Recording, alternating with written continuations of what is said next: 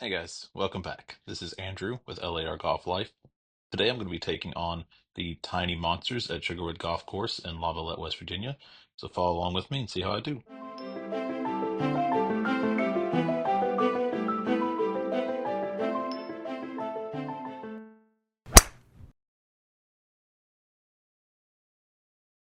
Here I am on the first tee. A little bit of difficulty here in West Virginia courses. There's usually not a driving range, so it's a cold open. You kind of just hope for the best. And I kind of pull that one to the right. Here I am under the trees. Gonna try a nice little punch out with a 5-iron, make decent contact. Quick chip up, should be on the green, but I'll leave it short. And I have this nice little 8-iron bump and run. Get it reasonably close, not too upset about it. Have this putt left to try to save bogey. Take my time lining it up. And nice little bogey putt there. I'm going to take the next couple holes and just kind of talk about the game that you're seeing pop up in the picture-in-picture here. What you're seeing is the app itself, LAR Golf, where we are gamifying your round of golf to help you passively improve. So the idea is to hit the fairway off the tee and then hit the green in regulation, the number of putts that you need to hit, and then run that by your score multiplier. It's a pretty simple little formula. You get 1 point of damage if you hit the fairway in regulation. You get 2 points of damage if you hit the green in regulation. Your number of putts are inverse, so if you happen to chip in, you get 3. 1 putt is 2. 2 putts is 1 damage, and then 3 more putts, you don't get any damage for the round. So you're averaging, your target is 2 putts per hole. And then your score on the hole dictates your multiplier. If you get a bogey, you get the hole's par in damage. So every time that you get bogey, you're defeating the monster. A par will double the number of scores that you've earned, and a birdie will triple the damage that you've earned so far. So that's what you're seeing pop up in the corner there. That's what this is all about, trying to get people familiarized with this app that I've created, as well as taking you on my golf journey. Here we are now on hole 3, par 5, trying to get on. I actually hit a pretty decent little shot here. Lands just off to the left of the green. I tried to putt this one in, which doesn't actually count for a putt since I wasn't on the green. It gets, it's not terrible. I have this left for par. Try to will it in with my body, but it was not a very good read. And I have this putt left for a bogey, a little longer than I'm happy with, but I managed to sneak it in. Nice little bogey. Here we are, hole 4, par 3, and I just duff it off the tee. Not a good start, so I missed the green in regulation there. Managed to actually hit a pretty decent approach with my wedge there. Now I'm on the green, putting for par, but a mile away. I give it a nice little attempt, get it up there. Should be able to sneak this one in for bogey, but I hit it past. Classic me. So I'm left with that for double. Nice little roundabout for double. Here we have hole 5, par 5. A hole I've never played well historically. Get a decent drive there off that horrible swing. Do manage to find the fairway, but as you can see, chunk that one over the right into the tree line. Smart play here would be to punch it out, but I decide that a hero shot's in good order, and I actually hit it pretty well into a tree. Skip that one along, not doing so hot here. Have this to try to salvage something. I'm looking at a bogey at best here. Leave it short, a little 8-iron bump and run. Celebrate a little prematurely as it rims the cup, and leave myself that tap in for double bogey, and that monster gets away from me. Not great. Here we have hole 6, a par 4 that I am hit or miss on, and this is a little bit of a miss. Pulled that one to the right. awkward stance to try to get on the green in regulation.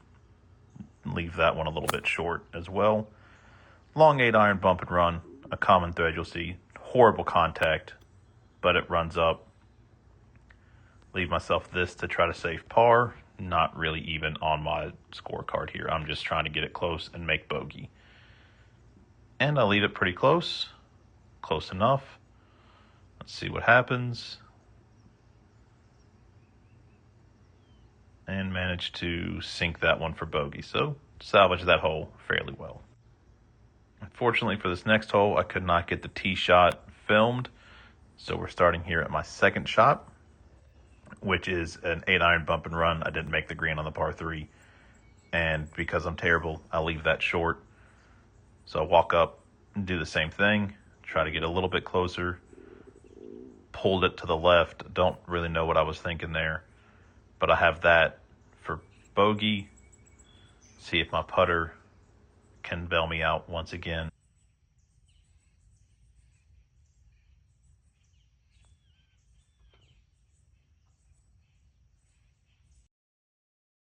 Here we have just an absolute great drive. I actually think it was a banana slice. You can't really see, but I'm on the fairway. And lo and behold, crush this 8-iron right onto the green in regulation. So should be a pretty simple couple putts here. Oh, look at that. I'll leave it close enough for what should be a nice easy par. I think about it for a second, line it up, and miss it. And I'm left to 3-putt for bogey. Classic story. Here's hole number 9. A decent little drive. It's getting kind of tired already. I'm walking 18 holes today. Missed the fairway. Try to pop another 8-iron on there. Pull it off to the right. Missed the sand though, so that's good. Easy little chip. Unfortunately, it rolls off the back of the green as well. So I'm left with this. Technically putter, but not a putt. I'm not on the green. And I roll that one up nice and, oh no, don't save par. Classic. But I have an easy little tap in for par here, or for bogey. Let's measure the gimme, even though I take it anyway. You'll see me do that a couple times today.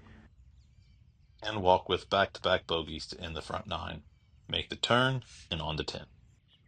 What you're also starting to see here are my magical color changing shorts as I'm walking 18 holes in probably 80% humidity at around 85 degrees, even though I'm playing at 8 o'clock in the morning. So it's a bit of a rough round, and you'll see me start to deteriorate over time.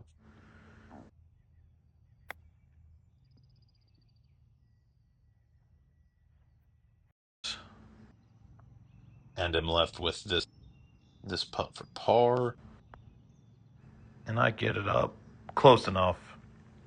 You see me measure out the gimme again, but I'm playing honest golf here. I take the putt, manage to sink it for a 2-putt bogey, and on the number 11, feeling pretty good.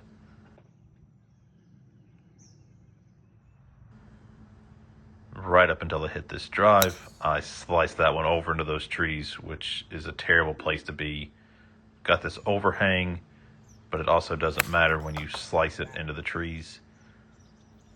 Make decent contact with this one, but not on target. As you see, my shorts starting to change color. Have this nice little chip here over the hill into an undulating green, so I'm further away than I want to be. Pretty difficult putt to save bogey, and I leave it about a rotation and a half short. So I have that tap in, double bogey. This monster gets away from me. Hole 12 is a beautiful par 4 with that water on the left side. I managed to sneak into the fairway on this one as well. Should have been open. Instead, I tried to take out that other walker up there in front of me. Luckily, I chunked it so it didn't go very far. Missed the green on that one. Do manage to get the pop-up up there. Pretty decent looking little putt here, except for how I hit it. I really underestimated how fast it was and what that hill would do. So there I go, back off the green, and leave myself that little tap in for double bogey.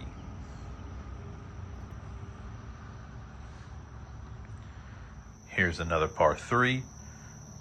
Try to hit a 7-iron and pull it right. I think I catch some cart path. Here we see something pretty fun.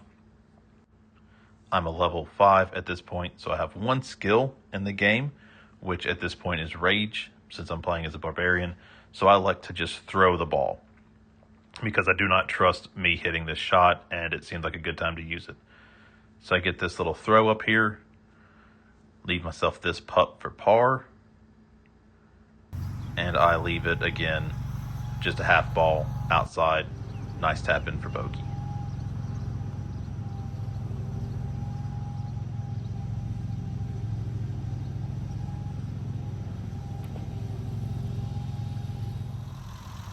I'll talk a little bit more about the games and the power during this hole.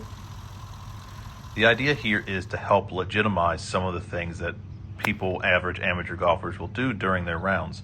Mulligans, throwing the ball, gimmies, all these types of things that maybe you're doing with your friends already.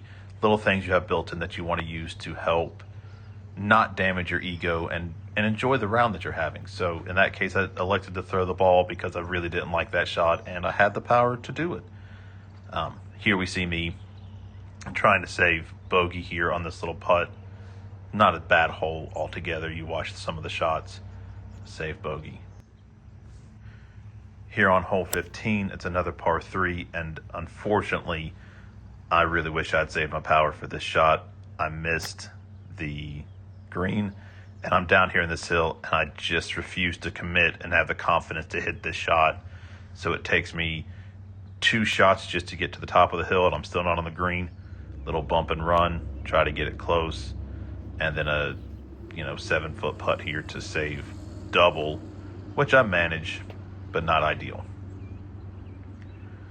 Hole 16 is the only hole that I take an iron off the tee on because I cannot navigate all that to the left that you can see. Managed to find the fairway. Pretty easy shot here that I absolutely shank right. You can't see the ball flight take off, but you can see where I'm looking. I leave myself this to try to get on, hopefully get close enough to save par, and I'm not. Monster putt here for par. My goal is just get it close, manage and maintain that 2-putt average per hole, and I did. I needed, maybe about 15% more power on that one to get it in. That percentage is completely made up. I have no idea what I'm talking about, but a nice little 2-putt bogey as I round out, close in on ending my day here. A beautiful looking par 4 here that I push to the right. You see the 2 shots there just falling apart. The color changing on my shorts is complete, and I really struggle with this hole. I get my chip pretty close to try to save par, give myself a good look at bogey, but the heat is kind of getting to me, and I just rim that one. So double bogey, moving to 18. Despite walking, being exhausted, I really do love this little stretch of 17 to 18. It's a nice little nature walk, resets the day. We finish 18 with a par 5. I had a decent little shot here into the fairway, so I get those points. I couldn't get my hybrid to work for me all day, so I'm over in fairway of number 10, trying to get back. Make pretty decent contact with that one, but leave it short, so I missed the green in regulation there, and still just continue to struggle. But my goal is bogey golf. Have that to try to get close enough and leave myself that putt for bogey.